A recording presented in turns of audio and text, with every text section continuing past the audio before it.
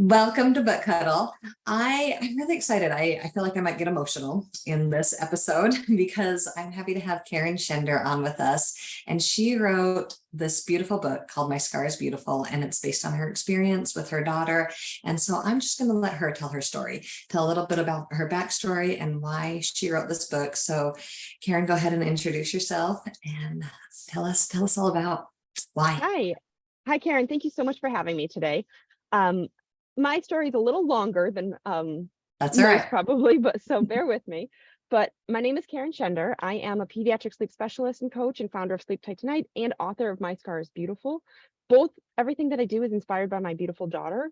When she was born, we did not know that she had a heart condition. Around 2 months old, we went to her pediatrician and for her normal 2-month appointment, and they sent us home saying we can't give her vaccinations because she had a low-grade fever. It was like 99. They said if it gets to 100.4, go to the ER. We went home, it got to 100.2. We said, what is the difference? So we went to the ER, and this was mid-COVID. It was 2020. So it was just me and my daughter. My husband had to stay at home. They would not let him into the hospital. So we did all the tests. The last doctor of the evening, we'd been there 5-6 hours already, heard a murmur. And he said, I think I hear a murmur. Go see your pediatrician tomorrow. We went to see the pediatrician. We had to see her outside again because of COVID. And then she said, I confirm it. Go see a cardiologist tomorrow. So that was Wednesday. And then Thursday, we saw the pediatrician. Friday, we saw the cardiologist specialist. And I'm sitting with my daughter. She's getting an echo on her heart to see what they can confirm. My husband is in the car, and about 45 minutes to an hour into the appointment, he says, I have to go to the bathroom because he's been drinking in the car, water. And so the lady lets him up. And so I see him standing in the doorway, and I'm like, this is not good. This is COVID. Why did they let him up when before he wasn't allowed to come in? Yeah. So as soon as I saw him standing there, I said, oh no, what is wrong? Right. They brought us into another room to talk about what they had found on the echo, which is echocardiogram. And the doctor proceeded to tell us life-changing news that my daughter needed emergency heart surgery. What she had is called L-Kappa. It's anomalous left coronary from the pulmonary artery. Essentially what that means is that your blood pumps from your lungs to your heart. So it gives oxygenated blood from your lungs to your heart. And her heart was going in reverse, meaning that deoxygenated blood was going to her heart. So her heart was not getting any oxygen. So it was slowly dying, and it was possibly giving her some heart attacks. So she was in pain.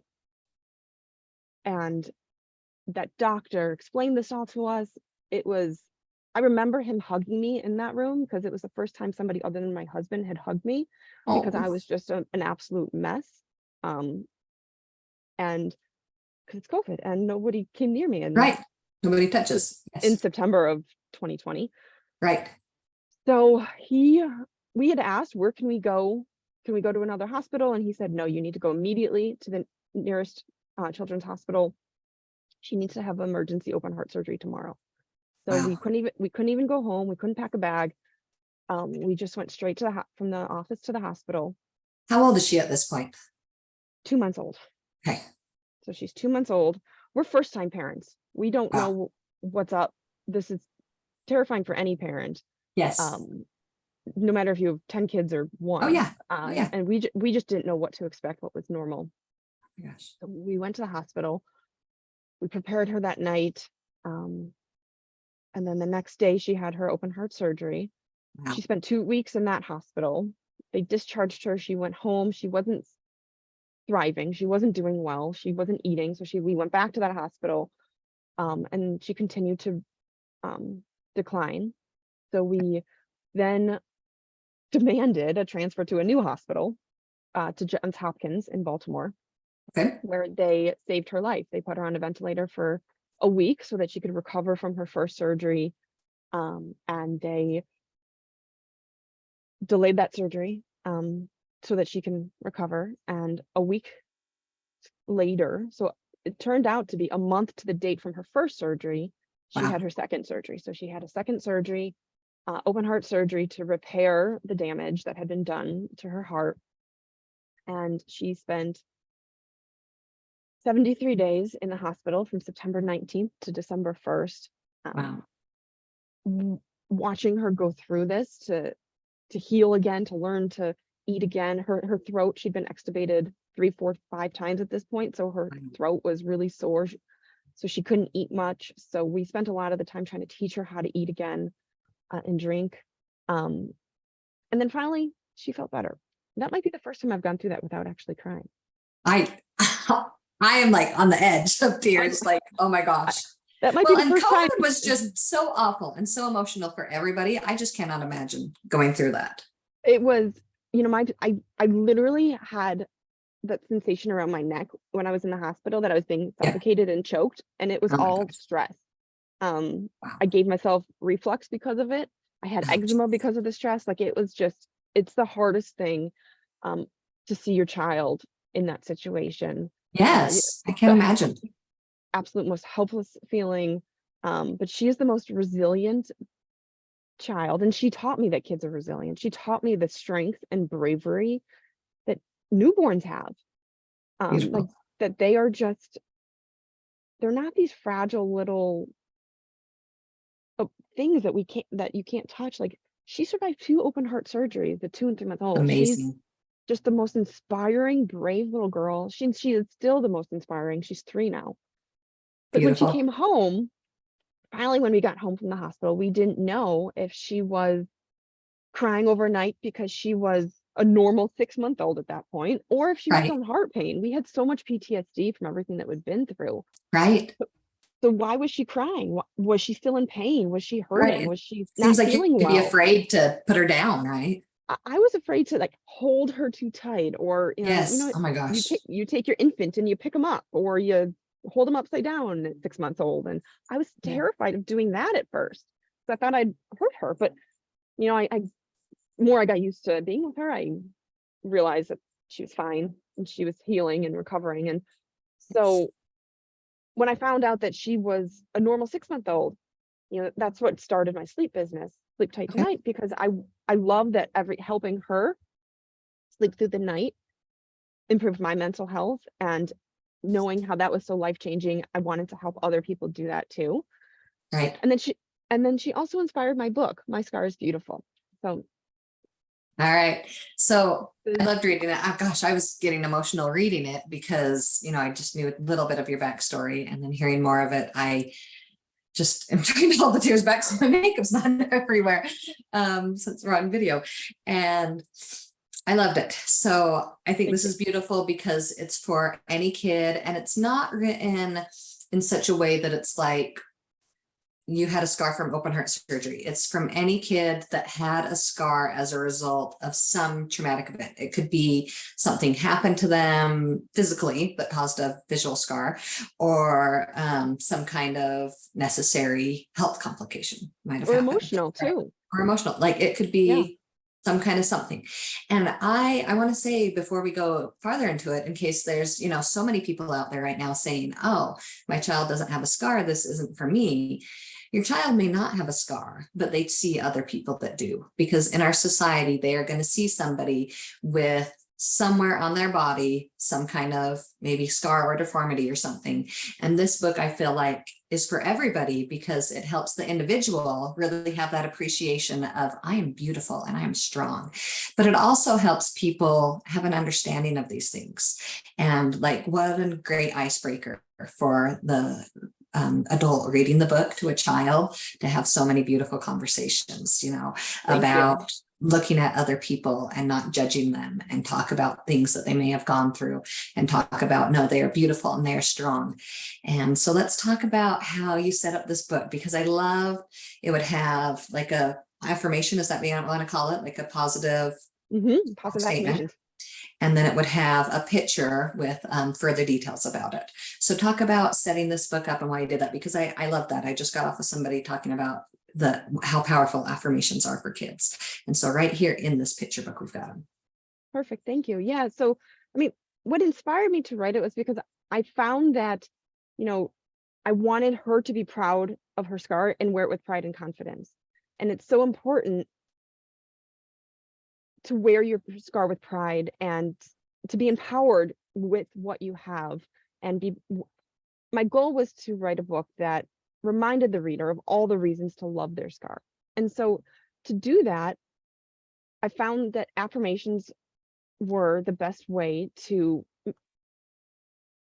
reflect back Okay. and see, you know, And then introduce what each talking point. because there is, in order, when you have a scar, whether it's emotional, like you said, or physical, you know, it's, you've been through something painful, Yes. right? It's not an easy journey. And so you're a survivor. Whatever you've been through, it's a survivor. So, you know, I'll just read a couple pages because I think that it Please speaks do. for Yes. itself. So my beautiful scar reminds me I can survive any storm that comes my way. I am brave, resilient, and strong. You know, like it says, people care about me. Doctors, nurses, and my family all fought for me. I am worthy. I am loved. Um, you know, people may make up wild stories and think my scar is from a shark bite, a lightning bolt, or even a sword fight. The truth is cooler than anything that can be imagined. So I kind of took the one page to say Yes. the statement and then the affirmation on the second page. Excellent. Excellent. And it is just beautiful and strong and inspiring. And so I hope that so many people find it and are able to take it for those who are going through something that they found a scar, because it is hard. You know, we can try to sit there and say, oh, don't worry about what you look like. That's not what things are all about. But take pride in it and take confidence from it. And I think that's even a better, you know, a better viewpoint and a better way to go about this is wear it with pride. That's so beautiful. Thank you. So I love that. I don't even know how to keep going right now. Sorry, I feel like I'm trying to take a minute to recover Well, your story. I'll share a fun fact about the book. Okay, please do. So, Please do. a little personal thing that I did as an independent publisher. On this page, it says, I can do anything I set my mind to. My scar shows what I have overcome and is proof of my survival. My scar is part of me, but does not define me. It does not limit what I can do nor who I will become. And Yes. the image is a personal image because that's my dog and cat. Oh, that's so fun. I love that Yeah. you really personalized the book. That's So it's beautiful. And very I love personal. at the end, there were these inspiring quotes about having scars. And one was even a football player, right? Is that what it Yeah. was? And so just different inspiring people that have gone through life, and like a scar is, you know, a symbol of strength and the things that you've gone through. And so, you know, really just wear it with pride and have that confidence with it. You know, that's why I say everything. Like sometimes when I'll go to put on an outfit, I'm like, does this work? And ever since a friend told me this in college, she was like, just wear it with pride. Just wear it with confidence, and then it works. Yeah. Totally works. And so I'll say that to my kids. I'm like, just rock it. Just rock it. And just so rock it. Yeah. that's right. And so with the scar, just like if you exude confidence, then it's people will see that in you by the way that your posture is, by the way that you talk, by the way you carry yourself. And so the first thing is helping these children to have that confidence by, you know, this beautiful children's book. And I felt like sometimes when I read a children's book, it's very clear that that is for a very young audience. But some books can be really easily read, because when I taught sixth grade, I would still read picture books to my sixth graders, and some of them lend very well to that. And I felt like this did, that this is one that you could read it to a younger or an older audience and help them have so many wonderful conversations. And you know, I really appreciate you saying that and noticing that, because that was kind of part of my goal, was that while Yes. it is a children's, it's written at a children's level, it Yes. really applies to anyone. I've had adults who are 50, 60 years old tell me that, you know, they have a scar on their leg and it's helped them. Or I know a woman who got in a car accident and she says she keeps it on her nightstand because she, you know, she's a grandma, but she keeps it on her nightstand and she reads it every day to remind her that she survived that car accident. I've had kids who tell me, you know, that they had brain surgery. And so it's not just for CHD and it's not just for kids. It's really for anyone, but it's written Yes. at that level that it's easy to relate to. I think so. It's very inspiring and uplifting. I loved it. I really feel like this is a book that is for everyone to help understanding and also to help those individuals that it's so Thank you. personal to. It's beautiful.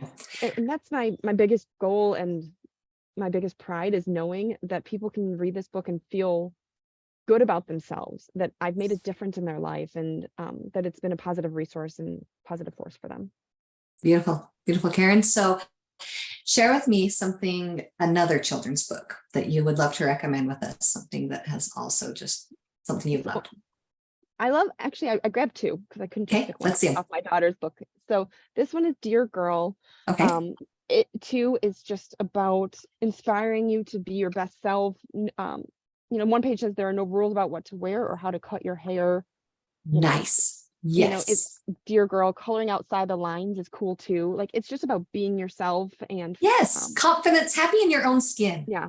And it's the last page is, don't forget, if you ever need an emotional boost, you can always come to me. It's just a really lovely book. I don't know if there's a Dear Boy, but I assume there is, and if not, I hope the author writes one. Yes. And then the other book that I chose was It's Okay to Be Different. This is another indie author who self-published, I believe by the look of it, by the last page, but this is a lovely book. It says, we're all different. Do you know each and every person is different? It's true. If everyone looked and acted the same, how would we know who was who? So again, this is all about accepting yourself and others and understanding that we're all different. Some people like to dance and some people like to play basketball, or the way that she goes about explaining people's differences in this rhyming is just so relatable and easy Right. for kids and so important. And the very end, it says, you should always be kind to those who are different from you, because to them, you are different too. So I love this book, and I jumped on getting this for my daughter when, Yes. because I just think it's so important to recognize that everyone is different, and that's what makes you Yes. special. Beautiful. And I'm feeling like parents, teachers, librarians, these are such great books to read to kids, because of all things, well, a great fear of mine is if my child was bullied, but also if my child ever became the bully, because I think we worry so much about the first, but how do we prevent the second as well? And so let's start at these young ages and reading to these kids all throughout elementary school and helping them understand. And I think through picture books is such a beautiful, wonderful way to teach absolutely agree. love and kindness. I absolutely agree. I think it's so important to teach that at a young age. Just it becomes who they are, Yes. rather than trying to fix something later. And I think we all think my child wouldn't do that, but we don't. It's possible. And so to teach them at a young age, somebody's kid does. Yeah, somebody's kid does. Let's just be aware and do what we can to teach all kindness and love. Yeah, I think it's and I think books are so powerful.